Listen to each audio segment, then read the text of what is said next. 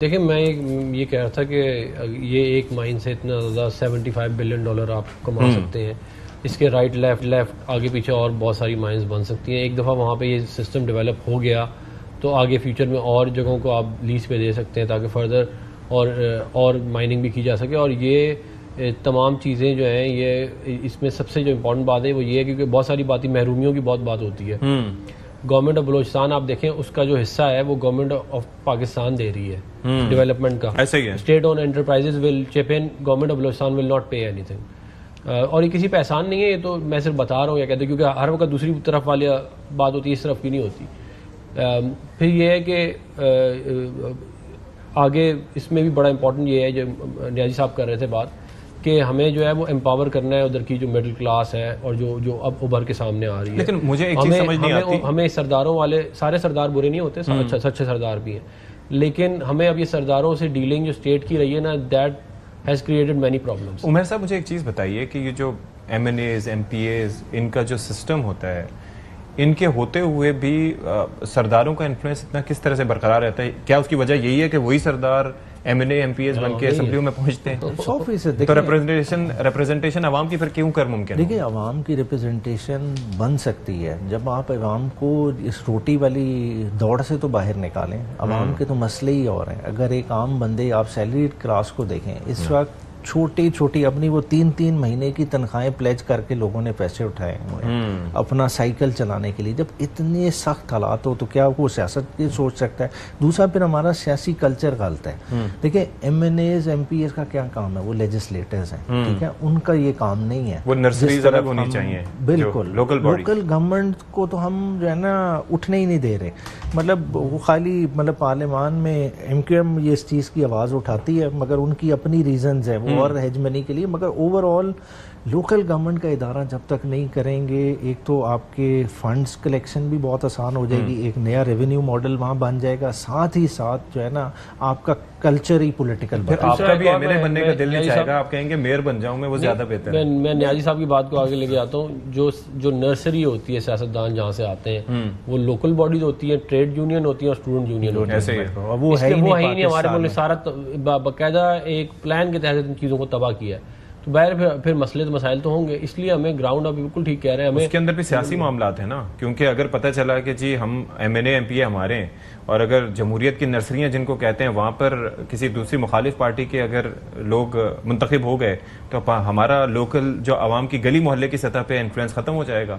تو یہ کنسرن ہوتا ہے. پاور اسٹرگل آپ ٹھیک ہے, پاور اسٹرگل ہی ہے, لیکن دیکھیں بات یہ ہے کہ ہمیں ایٹ سم پوائنٹ ہمیں یہ دیکھنا پڑے گا کہ مطلب کہ ہم نے ملک کو بھی چلانا ہے یا اپنی چودراہٹ سے ہی باہر نہیں نکلنا.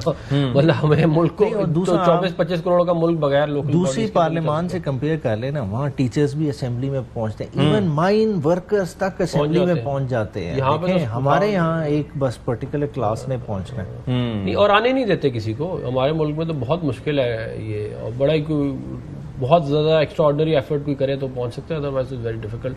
تو یہ بلوچستان کی حد تک جو آپ لوگ بات کر رہے ہیں وہاں پر کیا پاسبل ہے جو اگر وہاں پر ایگزسٹنگ جو سلسلہ ہے گورننس کا, آپ کو لگتا ہے کہ وہاں پر یہ لوکل باڈیز کا سسٹم چل بھی سکتا ہے؟ نہیں ہے, لوکل باڈیز ہے لیکن چل سکتا ہے. نہیں ابھی نہیں چل سکتا. دیکھیں اگر سیریسلی دیکھیں بلوچستان 4 پرنسلی اسٹیٹ تھا, آپ وہاں پہ 4 پرنسلی اسٹیٹ 4 صوبوں میں جائیں, دل بڑا کریں, سندھ کے 2 حصے جو ایک پریکٹیکلی بنتے ہیں وہ کریں, پنجاب اپنی ہیجمنی چھوڑے, ساؤتھ پنجاب کو آزاد کرے, کے پی کے میں ہزارہ علیحدہ کریں, آپ صوبے بنانے کی طرف تو جائیں. آپ خود دیکھیں یہ پولیٹیکل جو ایک کلاؤٹ اس طرح کا بنا ہوا ہے وہ منوپلی بھی ٹوٹے گی اور پاکستان بہتری کی طرف. میں ویسے اس کے اوپر تھوڑی سی میری سوچ تھوڑی سی مختلف اس لیے کہ اس سے مزید تقسیم نہیں, اس سے مزید برڈن نہیں آئے گا کہ اصل میں پولرائزیشن اتنی زیادہ ہے نا کہ آپ اگر یہ صوبے والی چیز آپ نے چھیڑی نا تو یہ اتنا زیادہ مسئلے مسائل. لیکن اس کا ایک سولوشن یہ بھی ہے, ہر بہت سارے مسائل کے بہت سارے سولوشن ہوتے ہیں, لیکن اس کا ایک پوٹینشیل سولوشن یہ ہے کہ آپ لوکل باڈیز کو امپاور کریں اور این ایف سی کے ایوارڈ کے اندر ڈائریکٹ پیسے ان کو دیں, کیونکہ یہ پروونشل گورنمنٹ آگے دیتی نہیں ہے اور اس کی وجہ سے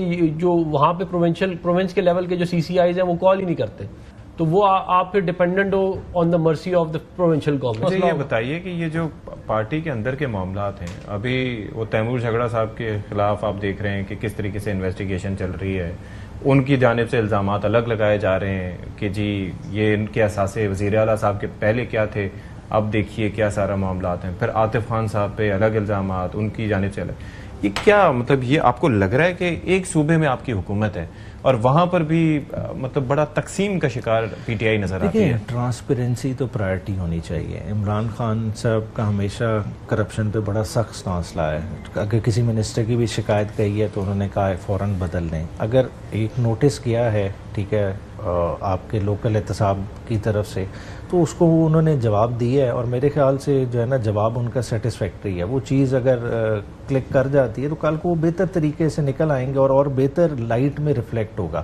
پولیٹیکلی اگر آپ دیکھیں نا آپ کہیں کہ جی میں تحریک انصاف میں اور مجھے کوئی پوچھے بھی نا تو وہ بھی غلط چیز ہے. دیکھیں آپ کی ناک تلے آپ کو اور زیادہ ویجیلنٹ ہونا چاہیے. دیکھیں ہم تیسری دفعہ کی ہماری گورنمنٹ ہے, ہم سے سوال ہوں گے, ہماری پرفارمنس پہ ہمیں بھی پوچھا جائے گا. As of now, are you satisfied with your government's performance in KP? Government بالکل پورا کر رہی ہے اور جو بھی اگر کسی کو کوئی کرپشن نظر آتی ہے اس کو ہائی لائٹ کرنا چاہیے. اگر جیسا انہوں نے علی امین پہ سوال اٹھایا انہیں چاہیے کہ فارملی اینٹی کرپشن ڈپارٹمنٹ کو لکھیں بھی صحیح اگر ہے اور اس کو بھی تھریش آؤٹ ہونا چاہیے. یہ نہیں ہے کہ کوئی ادھر کوئی مقدس گائے ہم کہیں. انہوں نے کہا کہ جی 500 ارب دیے گئے ہیں تو بھئی ابھی آپ کے ساتھ ایڈوائزر بیٹھے ہوئے ہیں پرانا سابقہ سی ایم کے پی کے, ان کی انکوائری لگا دیں. آپ نے خود انہیں بی آر ٹی میں جو ہے نا کلین چٹ انہیں دی ہے. ہم تو ایک وائٹ پیپر لا رہے ہیں اس کے اوپر, جو ساری بات نیازی صاحب نے کی ہے. آنے والے چند ہفتوں میں انشاءاللہ وہ آ جائے گا تو اس وقت پتہ چلے گا کہ کیا ہے معاملہ. چلیں جی, تھینک یو سو مچ جی بیرسٹر عمیر نیازی صاحب اور ڈاکٹر سینیٹر عفنان صاحب.